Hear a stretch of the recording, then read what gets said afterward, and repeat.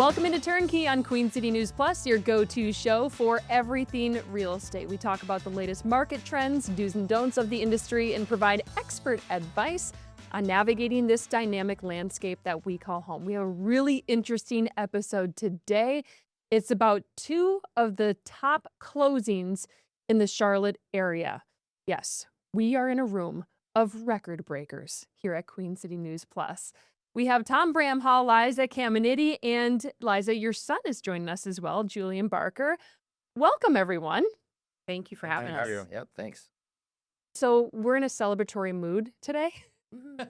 Every day's celebration in this business. Who's buying drinks? Tom. So Okay. this is really cool, though, because you all work at Ivester Jackson Christie's International Real Estate. Yep. And they've gained quite the reputation throughout the years in luxury real estate.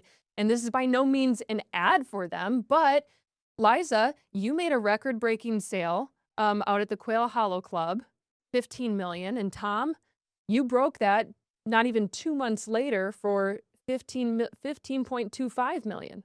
That is really incredible. Yes. 10 records. Yeah. Let's go. Let's go. Yeah. Tom let me and Julian shine for like a whole 60 days. Look at Julian's doing the mic drop over there already. Mic drop. No, but I mean, this is a really great celebratory moment. Tom, I would like to start with your, well, actually, Liza, let's start with you because you had this property, Balustrade Lane, that was just beautiful. The listing itself was extremely personal because you knew the late Lending Tree CEO, Doug Lebda, and were friends with him. And you helped his wife sell this home after he passed away. But this was such a passion project for you. But selling it for a record, how do you put that into perspective for someone who can't even imagine selling a $15 million home? Yeah, I mean, I think I lightly, touched and mentioned last time I was with you. My team and I we are very good at just putting together like a plan of execution and doing it very, very well. And, we did a lot of work over there. And when we get sellers, like that just say, hey, here's the key, do what you need to do, please. It just makes it so easy to just go in and just knock it out. Mm-hmm. And, we pack boxes, we line up movers, we, get the stagers, we get the painters, we do everything. And, Julian and I and the rest of our team, we were over there, busting our butts for a good solid 2 weeks, knocking it out. And I really just wanted to make it as easy as possible on the seller for many reasons. Word on the street is that Julian kind of helped seal the deal. And can I say your age? Is that okay? Yes, yeah, I mean, absolutely. like 19 years old, pretty impressive. But you helped to kind of bring the buyers in to the conversation more. How was that conversation? How'd that go? That was actually Island Drive. Yeah. Oh, that was a different one. Yeah. Oh, so Julian's just crushing it all around. Yeah. Julian's crushed it across the board. Yeah. Island Drive. How much did that one sell for again? That one was $12.5 million. That was the 12.5 million. other house that was on an island up in the Huntersville area. Okay. Not too far from Tom's, but that was, a record for a short minute up on Lake Norman until my good buddy Tom knocked us off our pedestal there. But yeah, Julian sealed that deal. Yeah. But that was definitely crazy 2 months. I mean, just between 2 days, Baltusrol went under contract. 2 days later, Island went under contract. And Yeah. 2 months later, Tom closed Regatta. So going back to the one on Lake Norman, though, Yeah. what was that conversation? So I have dual citizenship, and they're British. And so had the conversation about London and everything, and we related and showed him the whole house. And we were there for about 2.5 hours and gained a really good friendship with them. And they loved the house, and it was amazing. Great experience. That's cool because I think, maybe people don't realize that like real estate is very personal. Obviously, Yeah. you're helping to sell a house, but at the end of the day, the people have to trust who they're working with as well. Yeah. That flows really well, Tom, into your listing, Regatta Island. Just a really beautiful house, but you got to know the guy who was selling it, and there was something about, if I remember correctly, poker and cigars that helped to seal the Sounds deal about on that right, one. Probably. I got invited to a poker game, and if you know anything about me, I go to bed at like 9 o'clock at night. So poker game was starting at 9 o'clock at night. So I was like, oh, but ended up going, and funny enough, it ended up being him and I at the end of the night. It was like 1 in the morning, and I'm tired. Let's split the pot. All right, let's split the pot. So I felt like we got a little bit of a mutual respect for each other during the game, and just kind of relationship kind of flourished after that. So how do you guys go about, once you've had those conversations with the sellers, how do you go about closing the deal on your end to get the listing and then pricing it out? Because it's not like your standard listing where you're looking at the neighborhood, you're trying to figure out comps. These are, trophy properties, one of a kind properties that you have to try to calculate a price that, buyers are going to want to buy it for. So how do you go about doing that? I mean, for me, in this instance, it was a newer relationship, so it wasn't like a close. I didn't close Mhm. anything right away. It was kind of cultivating that relationship over a little over probably a year and a half. Mhm. So I think it's unique for each. Each person's a little bit different, unique in that way. Mhm. What what was that conversation like with you, trying to So figure out an appropriate price? for us, I knew that, our seller had talked to a few different people, and even though I had a, great relationship with them and had sold previous properties and done transactions with them, I knew we were up against somebody else in another company, but I never went into it thinking that me and my team weren't going to get the listing. And we put together like a 35-page presentation and, brought her in, sat down, went through the whole presentation. And obviously in these situations, there's always, financial people involved and just kind of, you got to go through the gamut of all the people Mhm. behind whoever the seller is too, and depending on what the person is. But as far as pricing, I mean, I shoot straight with people because I don't want to overpromise and underdeliver. And the realistic situation of Charlotte is that, like, would I love to have priced Straw at 20 million? Yeah, I would have, but we would have never had 6 showings, prior to it hitting the market with our own buyers, and 3 showings once it hit Mhm. the market and going under contract in 6 days.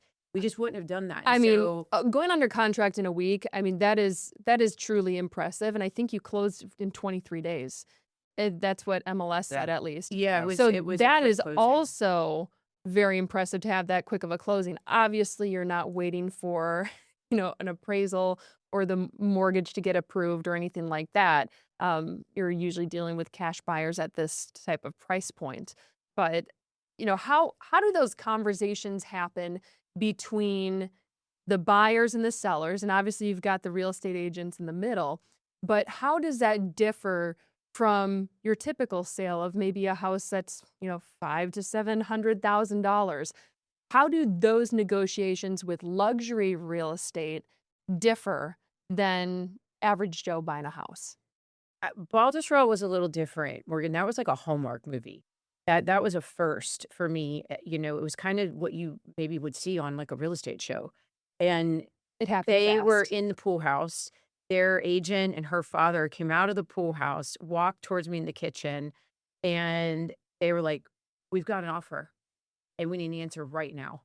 Oh, okay. I was like, "Oh my gosh, okay." This S literally is like No, it was a Hallmark the movie, and shows that you watch on TV. so I said, "Okay, well, I need to call the seller quickly. So, let me call her." So I went in and went back to the primary bedroom, called her. She's freaking out. I have her on speakerphone. And so then I go walking back over to the pool house, and sellers on speakerphone, buyers are there, agents, and I'm like, "We have a deal." And everybody started crying. Like, the husband buyer gave me a hug, the wife buyer was crying. It Oh my was it was gosh. really wild. I've and I don't know if I'll have a situation like that again in this business. I mean, they didn't wanna mess around. They found the house that they No. loved. And, Quail Hollow, it's leading up to that house in particular, and I don't remember, it was on 15? I think it's on 15 to 16. Yeah. 15 to 16. So you're leading up to the Green Mile. That is such a prime location for anyone who loves golf. Hopefully the buyers do. But what's cool about it is you were under contract before the Truist Championship. Yeah. So then you just got to sit back and I don't like to say sit back and enjoy because you still had to get to the closing day, but you had it under contract before the tournament even started. Yeah, it was, I mean, it didn't even have enough time to resonate with everybody that it was even on the market because it happened so quick. We had 2 other second showings lined up, one for that afternoon and one for the next day. Okay. So I had to give the bad news to those people. Right. And then we had this massive event planned with Rolls Royce and McLaren. I know I was going to show up and then I was like, well, she's under contract. She's probably just like we enjoy changed herself. that, so yeah. But yeah, it was a bit of a Hallmark movie. You've sold other, multi-million dollar homes. Tom, I don't think a lot of people probably know this, but you haven't been in real estate terribly long, but you're absolutely crushing it. Mm-hmm. Yeah, I started off in real estate marketing for the last 10 years. I brought up a real estate magazine to the Charlotte market and media company. So I was already in real estate. I just had decided a couple years ago that I was going to jump into the sales side of real estate. And a lot of people were like, wow, you're kind of like an overnight success. And I actually disagree with it because I've spent the last 20 years being self-employed. I've lived in Charlotte, or I've lived in Lake Norman for 30 years. I live on the lake. I've had multiple businesses. I'm well networked. And then all I was doing was just selling different products. So yeah, I just went all in with it, and I just treated it like I've treated everything else. And there's a learning curve with everything, and there's also a lot to learn still to this day.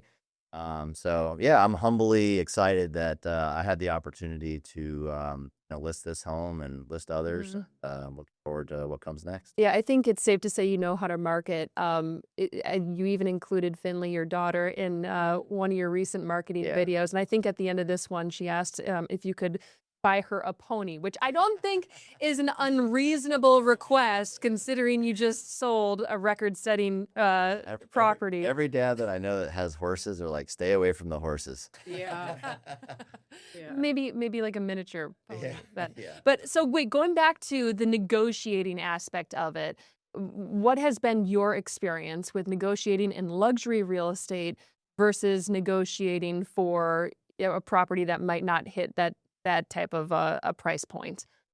I mean, I think it's like it's similar in a sense where you've got two parties trying to arrive at a deal that makes sense for both sides. I will say I feel like the stakes and the risk is a little higher at that level.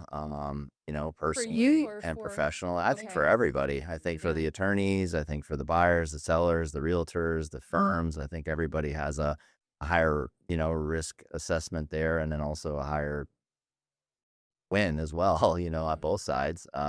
It's easy to point at these shiny, record-setting houses. Everybody would like an opportunity to sell a house like that, but there's a lot that goes with it too. A lot of personalities that go into it.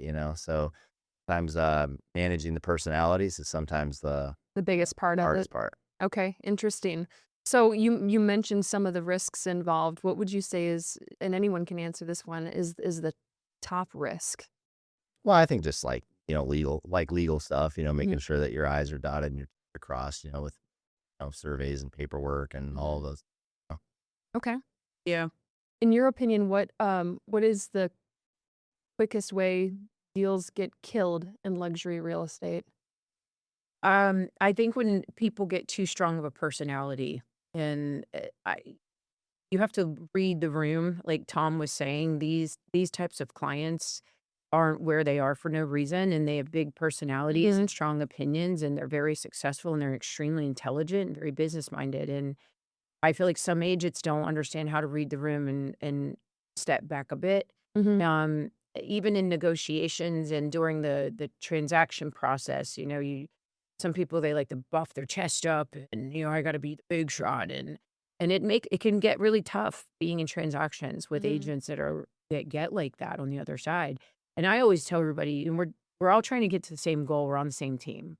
You Right. just want the I mean, you clients guys to are be literally on happy. the same team. Yeah, literally. Yeah. But everyone's trying to do the same exact thing. So it's just, keep cool, work as a team, and like sometimes they think something that is, on a scale of 1 to 10, a 2 is a 10, and it's not. Yeah. You can fix it. It can be worked out as long as you just work together. And Right. Also, being an agent that's well networked with other agents, I think Exactly. is That extremely helps. important. Yeah. I knew the buyer's agents on the other side of this deal. I already had a working relationship with them. And like Liza, I've known Liza forever, with my magazine and my media Mhm. stuff that I did prior to selling real Mhm. estate, so I've had a lot of transactions over the last couple of years where I knew the agents on the other side and it made a world of difference. It Right. does. And I think you touched upon it that you can have the clients that have so many different personalities, but the agents also, I Also, mean, you Yeah. you yeah. run the whole scale of what personality you're dealing with. And if it's someone who is on the ball, it makes the transaction a whole lot easier than someone who you can't even get to pick up the phone. Yeah, Yeah. for sure. Julian, you're a budding real estate professional, and you have the rare opportunity of of being a part of these transactions. What would you say when you're looking at these deals that you've been a part of has been the biggest lesson for you of I had no clue that X happened, or I want to do this when I'm fully on my own. Yeah, yeah. I think the biggest thing is when you see these TV shows and like selling Sunset, all this stuff, Yeah. it's like you think it's very simple. You put a house in the market, Hmm. showings come, and then you get an offer and you go into contract and you close. But especially with these big deals, it's simplest stuff like cracks in driveways, statues, windows, all the simple stuff Yes. can add up, and you have to stay calm and understand everything that's going on. And I think the biggest thing is simple, but staying calm situation. And like I said, everyone wants to get to the same point, and all the personalities don't get Hmm. aggressive, just calm and let it all get to the finish line.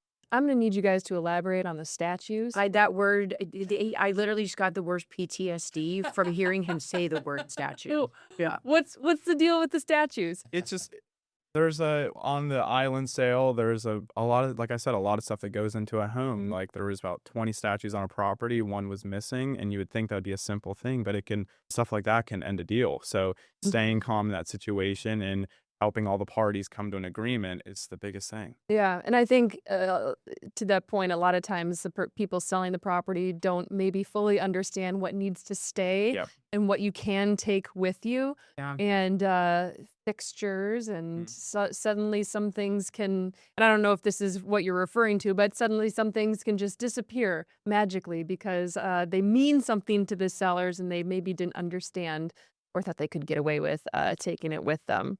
Yeah. Yeah. Yeah. I had nightmares about statues for about 7 days straight, but it's okay. You're like, Yeah. I'll buy the statue. Yeah. I was like, I What don't did it care. I'm gonna cost? Wait, Go no, buy a never statue mind. company right now. Like, I know, yeah. I was just getting in the statue business. No joke. Yeah. Yeah. So looking back, and it doesn't have to be necessarily these transactions that we've featured, but looking back, is there anything that maybe you would change, uh, do differently with? I would like for it to be this particular sale, the one at Quail Hollow and the one on Lake Norman. But is there anything that you would change? About how we listed it. Mm-hmm. Um, for me, I feel like we launched it the right way. I mean, we got an incredible amount of traffic and marketing and shares and all the things. I think we did a really good job with that. Think back to Liza's point, when a seller truly trusts you, like with the whole thing from start to finish, it's like, hey, just sell this thing. Mm-hmm. Let's exit at the most amount of money for the seller. That's nice. When you get to kind of help navigate the price point. I didn't get to do that at the very beginning. If we had to do that part over, I'd probably do it a little differently. Mm-hmm. But So you had a little more seller influence on where they wanted the price to Our be. entry point. Ultimately, it did have some price reductions, and then you still got a record-breaking sale, and the deal was done. So that's I love the fireworks. I wish they weren't AI generated. Were they? No, they were. I didn't have a budget for fireworks. Should have used It was- AI. you know what? It would be something you would do though, so that's Oh. why I questioned it. If I could have actually, now that you say it, if I could have done it over again, I'd have called up the president and be like, "Hey, can I get a flight of F-18s to buzz this house?" Yeah, right. that'd have been pretty epic. I Well, would've they're done- doing I'd it have done lately. that. They're Yeah. doing it Like, lately. We were I didn't just have the trying to budget for find that some either. PGA Yeah. guys to come and play Yeah. golf inside the house on the simulator. But Were you really trying to we do were, that? yeah. Oh, Yeah, that's we were. impressive. Julian stepped in though. So- He stepped in on the golf simulator. Swing was not there, but I think they sped up the video. How many so- takes? 3. Just not Three? really a big golf person, but Yeah. we just quickly got it done and they sped up the video. But going back to the tournament, it was cool because while we were all at the tournament, everybody was walking past the house when we were outside and like just heard that went on the market. And then I always heard somebody step in and be like, "Yeah, it's already under contract." And it was just such like everybody's like, "What? I've never heard of Yeah. a house going." And under you're like contract that sitting there quickly." like, And I didn't car creep in, but I flipping. was like, "Yeah, I was a part of that. I heard all this stuff going on." But yeah, just stuff like that is cool to see as well. yeah. It is. The neighbor had a party during the tournament, and we brought basically like the whole party over to our listing to do a walkthrough of the whole house.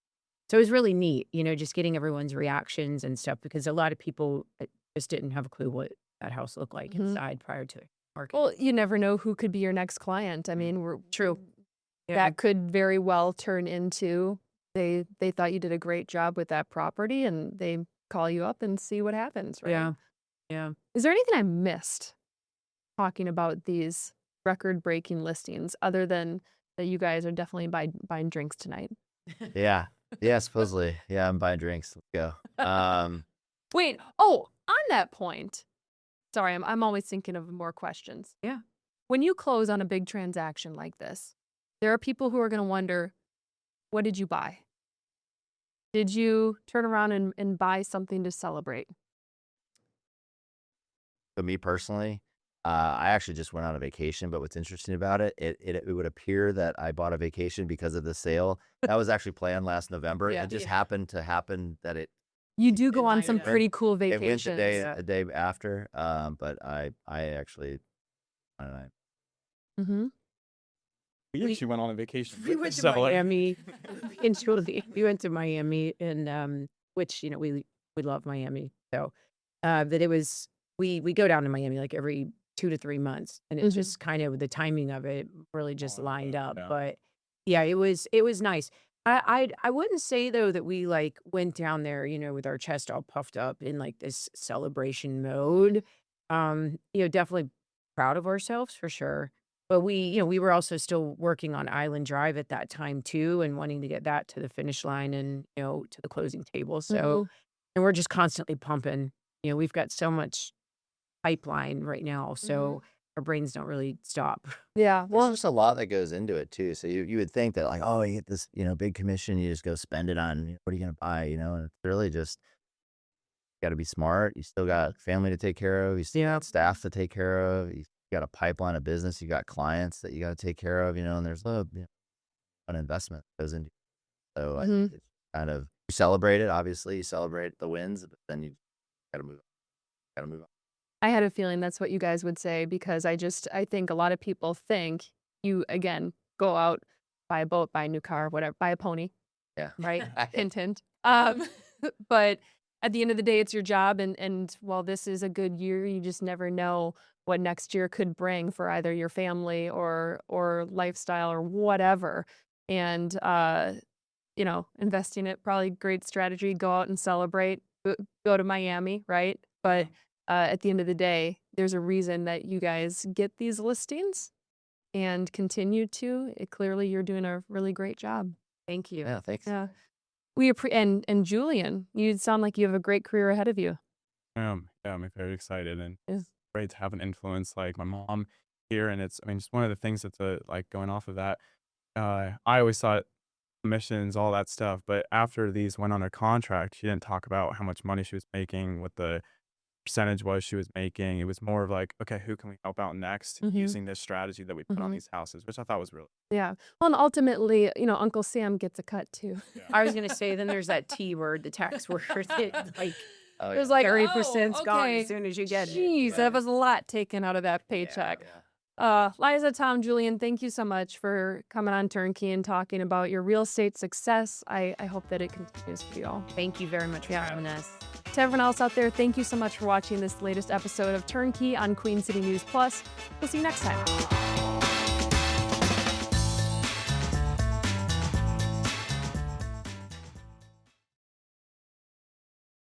Queen City News Plus. Just search Queen City News on your smart TV's app store.